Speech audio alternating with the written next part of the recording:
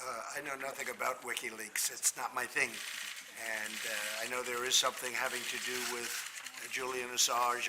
I've been seeing what's happened with Assange, and that will be a determination, I would imagine, mostly by the Attorney General, who's doing an excellent job. So he'll be making a determination. I know nothing really about him. It's not my deal in life. What would you like to see happen? What punishment? I don't really have any opinion. I know the Attorney General will be involved in that, and he'll make a decision.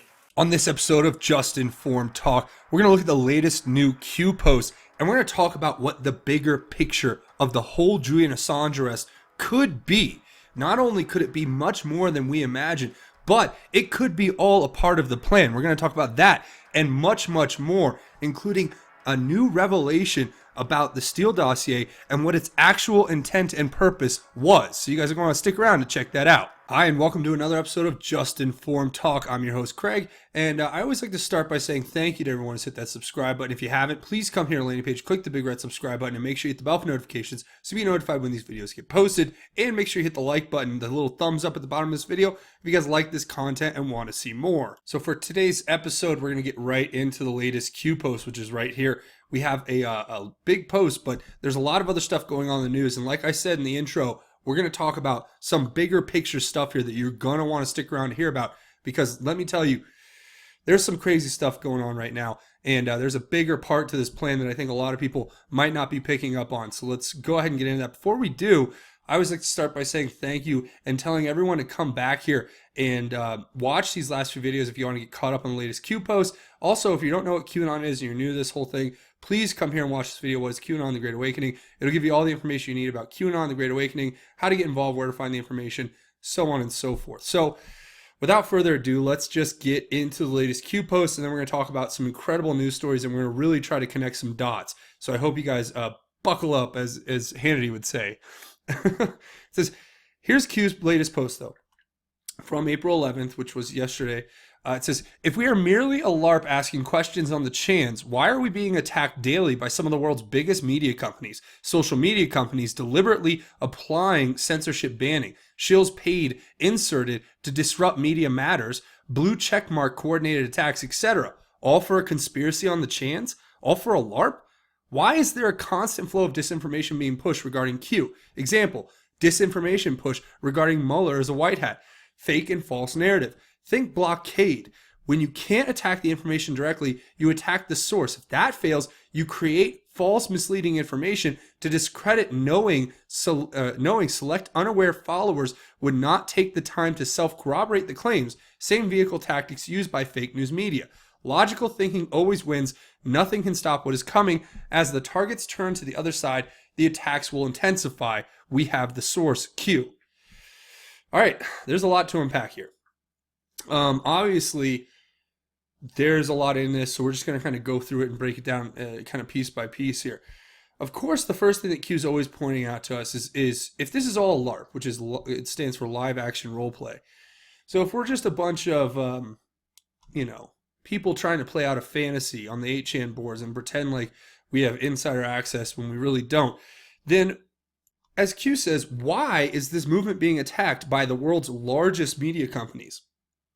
And of course, why are they actually literally going in on social media and deplatforming content and shadow banning and blocking and censoring content? If this is all big LARP, then they should just let it be, right? No, they have to go after it. And then you have shills that are being paid and inserted to disrupt. Think of what Media Matters does on a daily basis with David Brock and his little a brigade of blue check Twitter people who go out and basically just write these complete hit job pieces on their political enemies, right? Not to mention the actual blue check brigade on Twitter. So if you're thinking about this in a broader context, you can just basically sum it up to say, if this is all fake, if we're all just like doing this for a conspiracy off of the lulls on the Chans, why are we garnering so much attention? Why are we getting so much flack? It must be because we're over the target. It must be because we're right on. With that being said, then Q says all for a conspiracy on the Chans, all for a LARP. It's just, come on. You guys get that. We've talked about this before a lot. Why is there a constant flow of disinformation being pushed? Because they know what this movement is, they know what it represents, and they know that we are the new media. We are going and disseminating the information that needs to get to the public around the mainstream media, whose 6 big major corporations have a stranglehold. It's like a choke point for information to the public, if you think about it. Because the 6 major media corporations basically own all of the major news outlets, and then they don't report on the things that we talk about here regularly, things that end up turning out to be completely 100% true and verifiable. So that's what this all is. And the example Q gives us here is this disinformation push about Mueller being a white hat. And so I've talked about this before. In some of my previous videos, I said President Trump was working with Mueller. But that doesn't mean he's a white hat. I never said he was a white hat who was working for the better. What I meant by everything I was saying before is exactly what I think Q is trying to point out here. Mueller's not a white hat. Mueller was doing everything he can to keep that blockade going. I mean, he kept that investigation going for a year after. But President Trump, the genius 4D chess player that he is, basically disallowed Mueller to go after him with the obstruction of justice by being very much involved in helping and cooperating that investigation, and also providing them with documentable evidence of the actual corruption, the actual conspiracy, which was put in motion by the Obama administration, which was spying on President Trump, a U.S. citizen, as he ran for president, and then setting up this insurance policy to basically take out the president, and then setting up this Russia hoax so they could have the Mueller investigation, which was basically a blockade, as Q has told us before, where they took all of that information, all the information that we're seeing now was all put into that investigation. It was all part of an ongoing investigation, so we couldn't see that information about basically what Barr's saying. You have the Attorney General, the sitting U.S. Attorney General, saying in Congress in an open hearing under a sworn oath testimony, telling Congress, yes, the president was spied on. And it's incredible. It's incredible how terrible this all is. Now, here's a hilarious example of how basically, let's put it this way. James Comey, right? They're all coming out and saying this. But here's a good example. We're going to listen to James Comey's little statement here about how he never thought electronic surveillance was spying. This guy's the head of the FBI and he doesn't consider electronic surveillance spying. That is the definition. But now they're playing a game of semantics. They're trying to twist everything into say, well, it wasn't really spying. I mean, so we listened to a few phone calls, so we read a few emails, so, we got a FISA warrant, so, we got Stephen Halper to go set up the meeting with Alexander Downer and George Papadopoulos so we could basically entrap George Papadopoulos and basically set up the president for an attempted coup. But it's not spying, guys. Come on. It's not, my voice doesn't even go that high. It's not spying. Come on. Come on. You guys are crazy. Let's hear what Comey says. He's probably right about this. I think he's right. Let's listen to him. With respect to Barr's comments, I really don't know what he's talking about when he talks about spying on the campaign. It's concerning because the FBI and the Department of Justice conduct court-ordered electronic surveillance. I have never thought of that as spying. With respect We conduct court-ordered electronic surveillance. I never thought of that as spying. What? I'm not a spy. I'm the head of the FBI. What kind of ludicrous accusation is that? That's what he sounds like to me. It's like what I hear. The reality is, though, what he's saying is just asinine. It's stupid. It's dumb. I can't think of other negative things to describe it as. That's how dumb it is. To hear him say that is just a bold-faced lie.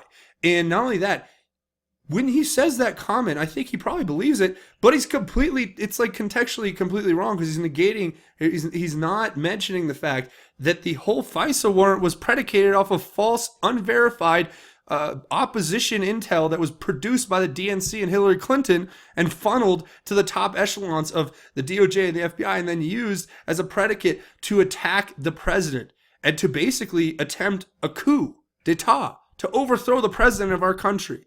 Do you know what that is? That's called treason. That's called sedition. There are so many laws that were broken here by these criminals, and you can tell they are terrified. They are completely terrified. So, with that being said, Q goes on and talking about how when you can't attack the information directly, you attack the source. So, what they're talking about, I think, is all these people out there. I hear it all the time, man. I'm on Twitter. I'm listening to guys like Jack Posobiec go, hey, now that Barr said this, it means Q's fake. And people like Gorka saying, oh, now that Barr said this, Q's fake. And they're all pushing that same narrative. Now, I have a few different theories on what's going on there, but that's for a whole nother video entirely. And suffice it to say that these guys, I think, definitely have two sets of opinions. One they hold in public and one they hold in private. And let's just say I've talked to some people directly, and I may have heard some things off the record that would very much surprise you. So, but that just goes to their own motivations. I can't speak to their motivations. I can only speak to my motivations and the facts as they are being presented. So, with that being said, SQ goes on to talk about, it's all about discrediting the movement. It's all about taking those who are unaware of it and then planting these seeds of doubt in their head so that they associate Q with these crazy things. That's what it all has been since the beginning. It's all like associative. It's like if you could, like when my favorite example is this. It was literally an article out there that was written that called everyone who follows QAnon and the people who are making it, they called us Pizzagate on bath salts. Now that's just, it's a funny thing to throw around, but the reality is, think about this. What does that do? That when you start putting that out in the mainstream on these liberal, left-leaning news organization websites, and then thousands, maybe tens of thousands, maybe hundreds of thousands of people are reading that story, they don't even go to it. They get automatically scared and put off, and they think, oh man, I wouldn't even follow. What is Q? Q, that's crazy. That's nonsense. And I think the same goes for others who talk about Q in a derogatory manner. So yeah, nothing can stop what is coming. As the targets turn to the other side, the attacks will intensify. We have the source Q. Now, I think this is obviously referring back to Julian Assange and what I was talking about here with trusting the plan and understanding that this plan is very, very, very well thought out. Let's put it that way. And he doesn't look like we saw that video I put up. If you guys watched this video, I put up a video about his actual arrest and played some clips. And here's the actual clip of him being pulled out of the embassy. But what's interesting about this clip is there's a few things you can take out.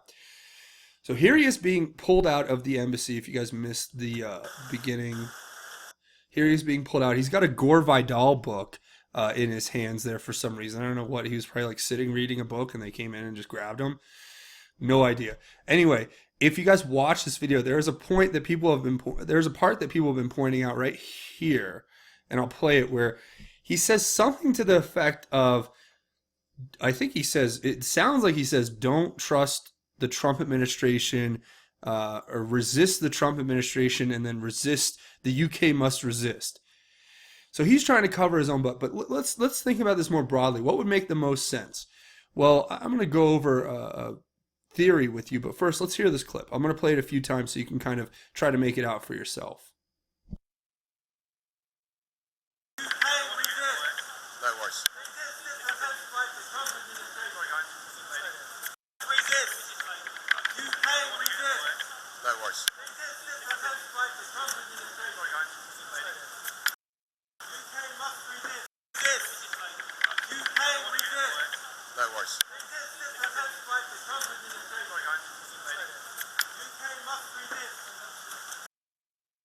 I think he says something to the effect of like, you must resist this attempt by the Trump administration, the UK must resist.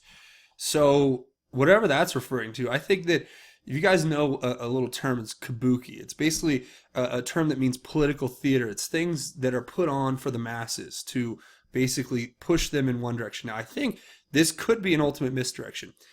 Think about the broader context of everything that's happened here. He's being charged.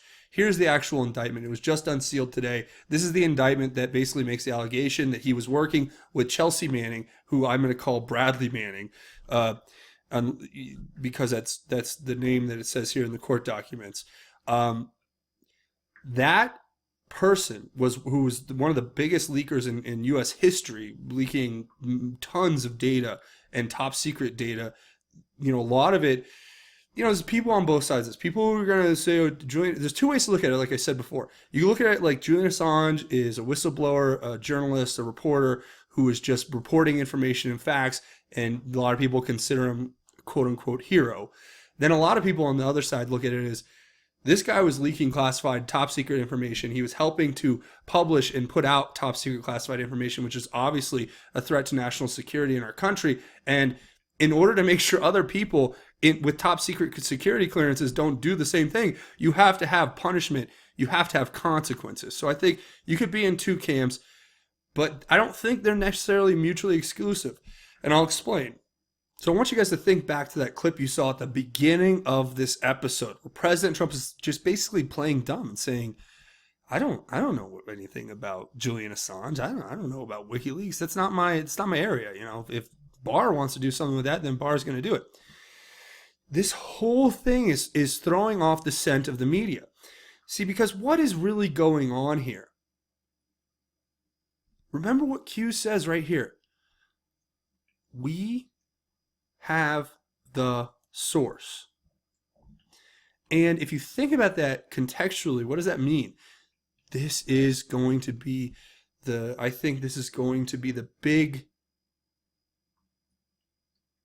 biggest drop of information you could ever imagine. And where's that information going to get dropped? At Julian Assange's court hearings. It's the same thing. Think about what happened with General Flynn. Why did General Flynn plead guilty when he knew he was innocent? It's because they wanted to get to court so they could have the findings and they could present their findings. That's what it is. This is really, in my humble opinion, this is something that's been orchestrated for a long time. Now think about it. A few announcers pointed out something I thought was funny. The date was April 11th, 2019. What is April? It's the fourth month, 411, 411. That's the number you call for information here in the United States. I thought that was interesting. And what's more interesting is that what this is all basically painting a picture of is that Julian Assange is going to be brought to the U.S., he's going to be put on trial, and they're going to have fact finding. They're going to be doing all of that. All of that's going to be entered into the record. Could you imagine getting him on the stand and getting his testimony about all the stuff that's happened? This could be one of the key linchpins in going after the Clintons and going after everyone who had access to this information and knows things. So that aside, let's just read this. There was an Anon who put up this pretty interesting thought, just some random thoughts about the whole thing. And I wanted to read this to you because I thought it was really kind of appropriate. It says, what we're seeing in the news, Julian Assange being perp walked away from the embassy, scared and struggling, does not make any sense. This is the man who helped Trump get elected through his leaks, who Trump professed to love during campaign rallies, for whose information Roger Stone is facing federal charges, who Hillary Clinton wanted to drone, who leaked that there were no weapons of mass destruction, who is such a threat to the cabal that he's been in de facto prison for 7 years. Why would Trump, swamp drainer in chief, order the very public, very anticipated arrest of an enemy of his enemies? If it doesn't make sense on the surface, then what is on the surface must be for show. I believe this arrest is to compel Assange's testimony on matters ranging from a murdered whistleblower named Seth Rich, the offered a massive reward for info leading to the arrest of his killers, to Bush, Cheney, Obama, Clinton crimes, to NXIVM child sex trafficking. Please remember, rapper MIA's video, Paper Planes, was featured along with Hashkey in Assange's tweet released a few days after Trump's executive order against human trafficking. MIA is a friend and supporter of Assange. She was also engaged to Ben Bronfman, the cousin to the Bronfmans of NXIVM fame, Claire Bronfman, who's been charged and I think convicted. My theory is she saw lots of bad things around the Bronfman or the family Bronfman and gave the info to her friend Assange. Interesting how this arrest has taken place just as Mack and Salzman have cut deals in a RICO case. This shows the kabuki is to compel the fake news mainstream media into coverage that will prove damning to the deep state. Julian Assange holds more information on the globalist scum than just about anyone. I made a prior post to say the 411, this was the Anon who made that mention of the 411 and the information. So who do you call for information on the deep state? Julian Assange.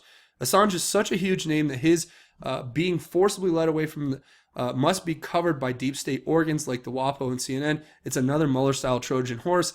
DJD, or Donald Trump, rope-a-dope, and I believe it is now well and truly happening. Yeah, I mean, I thought that was a very interesting take and theory on it. And if you want to know, why Ecuador would agree to let Julian Assange out, well, not only was Julian Assange going against his against their president, I think he had some information through WikiLeaks that they were going to release, but then also you have this story that comes out today. Oh, guess what? The International Monetary Fund has just approved, magically out of the blue, a $4.2 billion loan for Ecuador. Oh, I wonder where that came from. It's so transparent. But they were paid off to do this. So that's fairly obvious if you look at this, kind of, and try to be objective when you look at it. So, with that being said, here's another interesting little tidbit I thought you guys might want to look at, is John Podesta's latest tweet.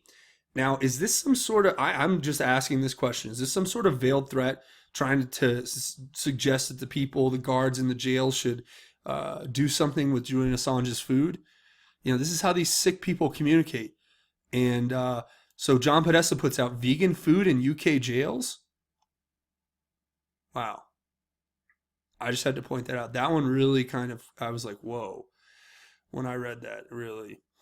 So, yeah. So that's pretty crazy. And it all ties back into what I was talking about at the beginning of this episode. Now, think about this more broadly. What prompted this whole Steele dossier? Obviously, topically, if you're looking at it, it was a setup of the president. It was an attempted coup. It was a way to a blockade against the president. All of these things are very true. But let's go just a little bit deeper beneath the surface. What was this really meant to do? This was meant to take the first 2 years of President Trump's presidency, if not more, as it was intended, and cover up the fact that the real collusion was done by the Obama administration. That the dossier was used as a cover-up, and that it was meant to deflect attention away from Hillary Clinton's corruption, sedition, and possible treason, which involved her use of an illegal email server enriching herself via the Clinton Global Initiative and Uranium One. We're going to have more information on this coming up in future episodes. I'm actually doing a lot of research right now. I have sources that are helping me out immensely who are very smart people. And we're talking about very well resourced people. I don't want to get into any specifics, being that there's a lot at stake here. And these people are... they have information that is dangerous information. Let's put it that way. But let's just kind of look at it that way and think, wow, maybe it has more to do with what's beneath the surface, what we're not talking about, than it does what we are talking about. And I just want you guys to think about that and kick that around down in the comments. I'd love to hear your thoughts on that. But I think that's truly what this is all about. It's it's a blockade, but it's not just a blockade to cover up what they did as far as going after the president with this FISA thing and this illegal, basically, abuse of the FISA system. No. It goes so much deeper. It goes so much deeper, guys. Like special access program, classified information being held on private servers that somehow fell into the hands of our adversaries globally, who then use that information to effectively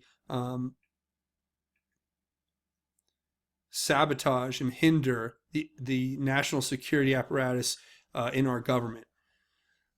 So, yeah, I'm going to go ahead and I'm going to leave you guys there with that one. You're going to have to bake your noodle on that one for a bit, as Q would say. But let's just go ahead and wrap it up here. A few more things before you go. If you guys want to stick around, I got a few more things I'd love to share with you. First of all, as always, if you guys want to help the channel, the best way to do is come here, click the big red subscribe button, make sure you hit the bell for notifications, and hit that like button if you guys like this content and want to see more. Don't forget to watch these videos, share them on your social media, get that out there. Also, I want to hear your thoughts, theories, and insights down in the comments. So you guys leave your comments, let me know what you think about all this stuff, because this is just getting crazier and crazier, and it is definitely in we're in the middle of the storm. So this is where we are at, and this is where we're going to move forward from. And I really appreciate all of your help and support. Also, don't forget to come check me out. And you can support the channel over here on Patreon, patreon.com. It's a crowdfunding website. I'll have a link in the description. You just come here, click this button to become a patron. Once you do that, it's a monthly donation. You set it and forget it. And know you're helping create content on this channel. And I've said this many times, but it's so true. With demonetization and YouTube and what their little tricks and all of these other things, I couldn't do this as a full-time effort to bring you this information 24/7, 365 without your help and support. So thank you so much to everybody who does support, and thank you for your future support as well. I also have a GoFundMe set up if you want to make a one-time anonymous donation, so you can go check that out. It's in the description. All the links are there. Also, come check out justinformednews.com. We're really working on the back end of this right now. It's going to be really cool once I get this up and running. And there's a few people out there. We've talked about getting writers on here and getting a kind of just a daily news site going. And that's what my next big project is. So I'm really excited for that. But you can come here anyway to justinformednews.com. All one word, Justinformed News. And you can come here, you get links to all the Q stuff, links to different news outlets, links to breaking news, and of course you get here links to all of the latest videos. That's a cool tool for you to use. And don't forget to come check me out on Twitter at JustinFormU, where you can get connected with me.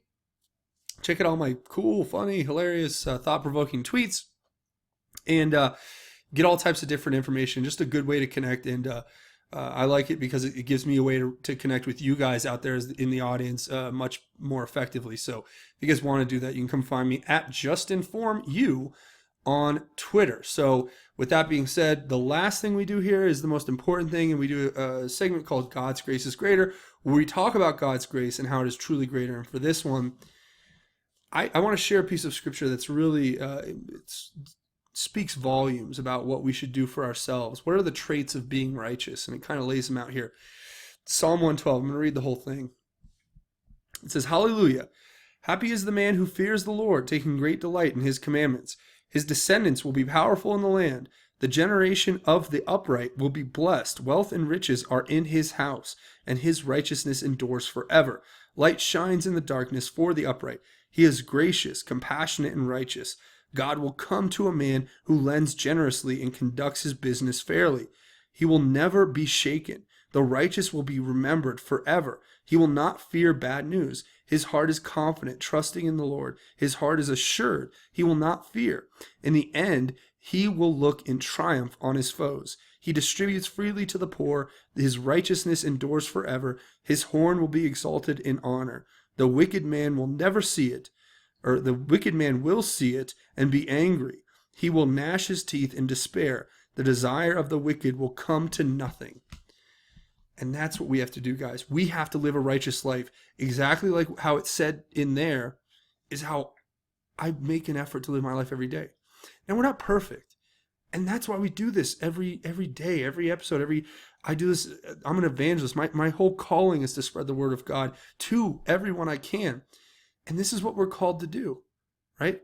We're called to be righteous in the Lord. And when we have that righteousness through doing these things that God calls us to do, being gracious, being compassionate, giving generously to those who don't have anything, conducting our business fairly. If we do all these things, we'll never be shaken. And God's love will continue to build us up and to make us prosper. And that's what God's blessings really are. So for me, I guess the message to you is, guys, encourage each other. Be generous with one another. Be compassionate toward one another. Be gracious toward one another. Trust in the Lord, and you will be blessed. You will be blessed. So that's where I'm going to leave it. I want to say thank you for watching this episode. Remember, now's a great time to do it. Come here, click the big red subscribe button. If you haven't already, make sure you hit that bell. And don't forget to hit that thumbs up button if you guys like this episode and want to see more of it. But that's going to be it for me. I want to say thank you for watching this episode of Just Informed Talk. My name is Craig. Godspeed and God bless each and every one of you, Patriots.